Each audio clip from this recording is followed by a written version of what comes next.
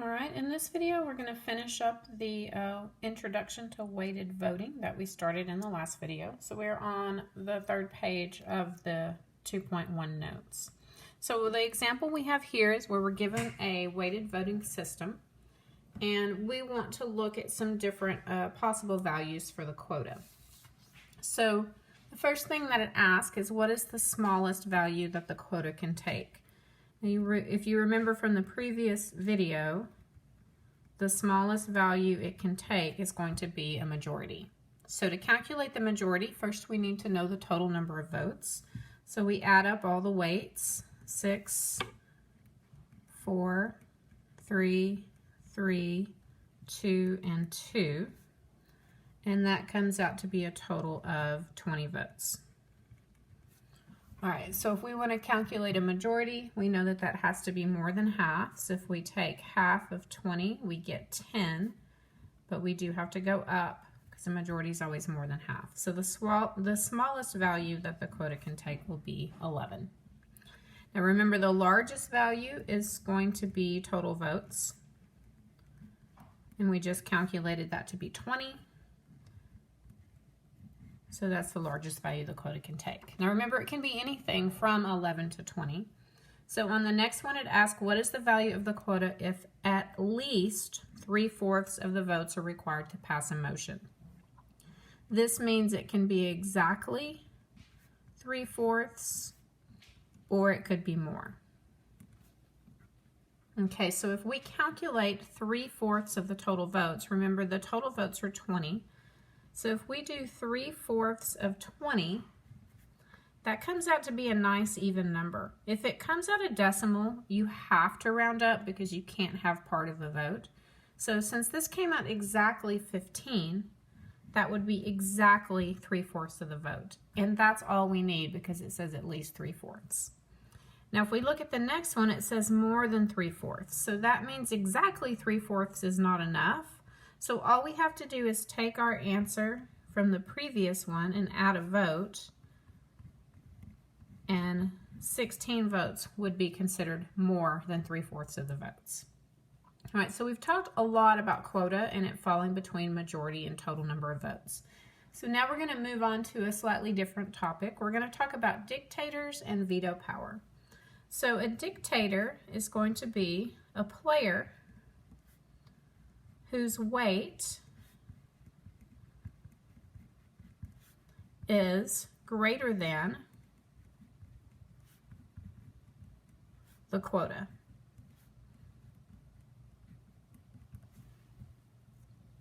Okay, so let's just look at an example down here. We have this weighted voting system. It takes 11 votes to pass a motion. That's our quota. Player 1 has 12 votes. Player 2 has 5 votes. Player 3 has 4 votes. So if we look at player 1, we know that their number of votes is greater than the quota. So we know that P1 is a dictator. So what that means is that if player 1 votes yes, the motion passes.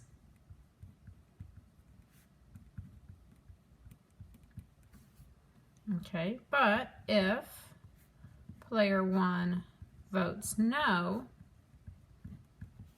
the motion fails.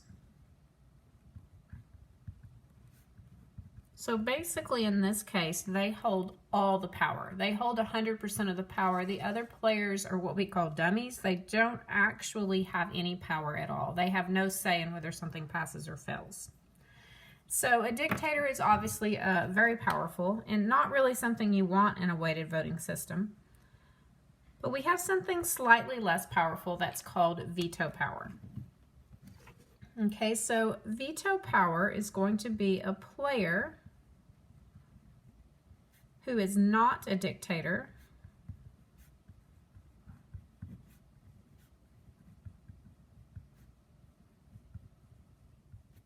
Okay, so we'll say a player who is not a dictator has veto power if her votes are needed to pass a motion.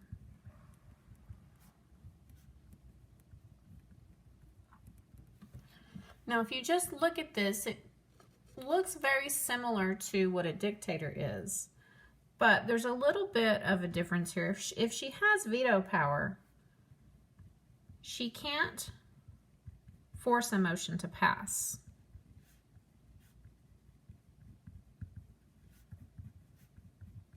Okay, so she can't make it pass, but she can make it fail.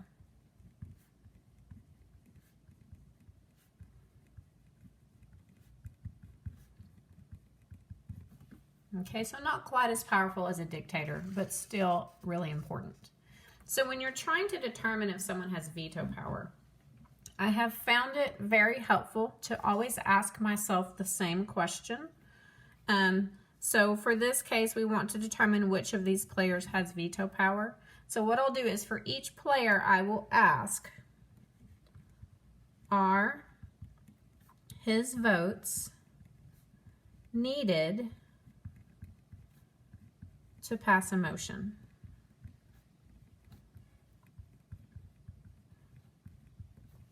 Okay, if the answer is yes, then yes, they have veto power. If the answer is no, then no, they don't have veto power.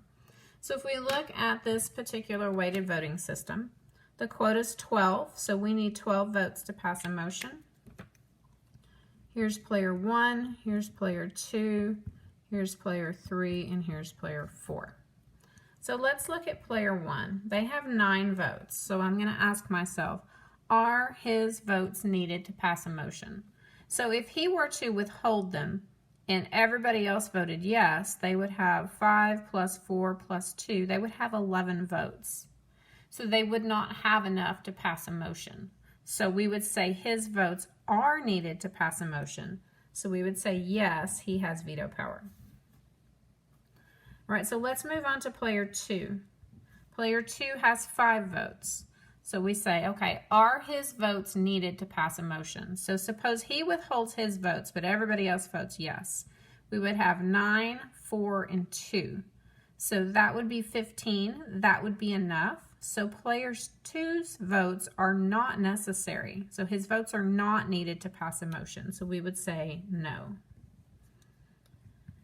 Now, if we look at player 3, he has even less votes than player 2.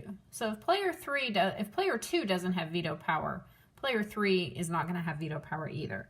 So are his votes needed to pass a motion? No, because 9, 5, and 2, if they all voted yes, they could get to 12 without his votes. So a no for him.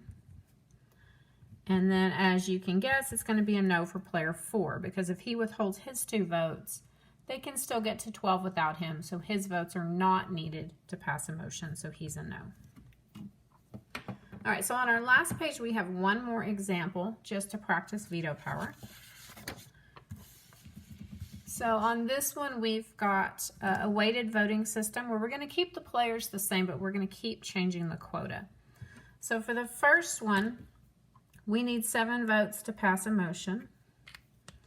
Player 1 is going to have 4 votes. Player 2 and player 3 both have 3 votes, and player 4 has 2. So remember, to do veto power, you're going to ask, are his votes needed to pass a motion? If the answer is yes, then yes, they have veto power. If the answer is no, then no, they don't. All right, so I'm going to look at player 4, and I'm going to say, are his votes needed to get to 7? So if everybody else votes for a motion, we have 3, 3, and 2. That would be 8 votes. So we do not need his votes in order to get to 7. So player 1 is a no. So if the most powerful player doesn't have veto power, then nobody else can have veto power either. So once you get to a no, as long as you're starting at the highest and going down, once you get a no, you're done. Okay, so for part A, nobody has veto power. So now we're going to bump the quota up to 9. So let's look at player 1 again.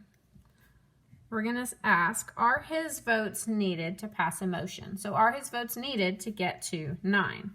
Well, if everybody else votes yes, they can only get to 8. So that means his votes are necessary to pass a motion. So we would say yes, he has veto power.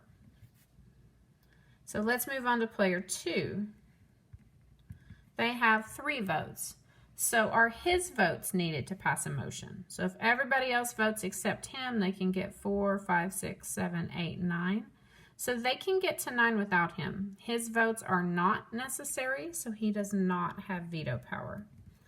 And if he doesn't have veto power, this guy has exactly the same vote, so he's a no. And anyone who has less will also be a no. So once you hit a no, everybody else after that is a no. So in this case, the only person that has veto power is player 1. All right, so now we're bumping the quota up to 10.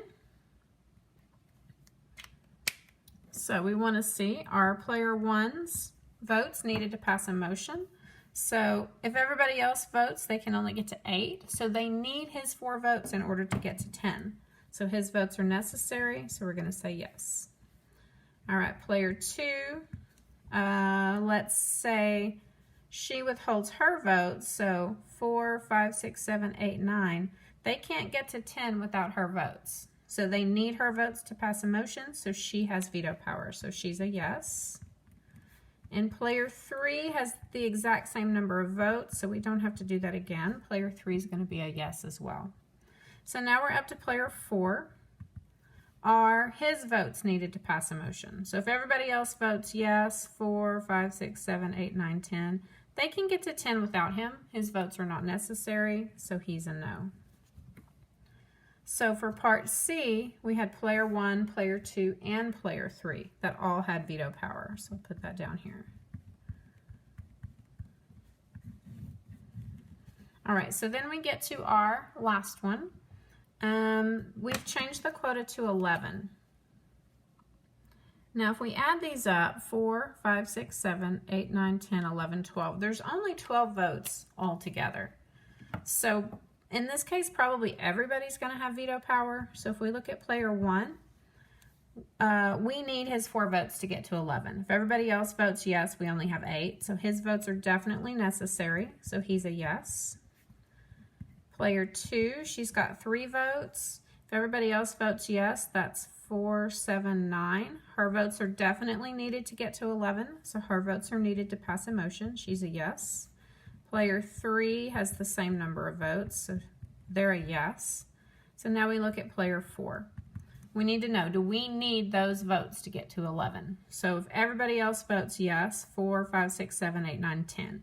So we do need his votes to get to 11. We can only get to 10 without him. So he's a yes. So in this case, everyone has veto power. So player 1, player 2, player 3, and player 4 all have veto power.